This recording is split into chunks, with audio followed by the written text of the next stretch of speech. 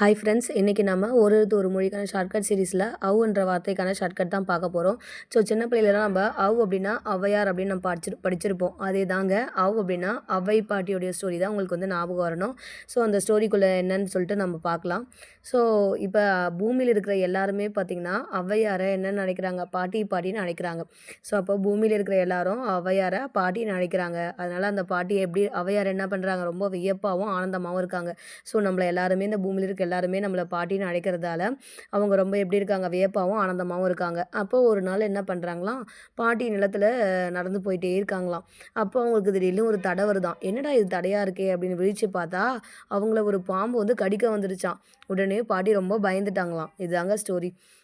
So அப்போ அப்படின்னா அவ்வை பாட்டி ஸ்டோரி ஞாபகம் வரணும்.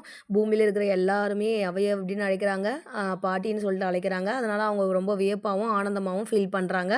ஸோ ஒரு நாள் நிலத்துக்குள்ளே நடந்து போயிட்டே இருக்கும்போது அவங்களுக்கு தடை வந்து வருது. ஸோ என்ன தடை அப்படின்னு சொல்லிட்டு கண் விழித்து பார்த்தா பாம்பு அவங்கள கடிக்க வந்துருச்சான். ஸோ ரொம்ப பயந்துட்டாங்களாம். இதுதாங்க அந்த ஸ்டோரி. இந்த ஷார்ட்கட் உங்களுக்கு பிடிச்சிருந்துச்சுன்னா நம்ம சேனலை சப்ஸ்கிரைப் பண்ணிக்கோங்க. இந்த வீடியோவை உங்கள் ஃப்ரெண்ட்ஸுக்கு ஷேர் பண்ணுங்கள். Thank you friends.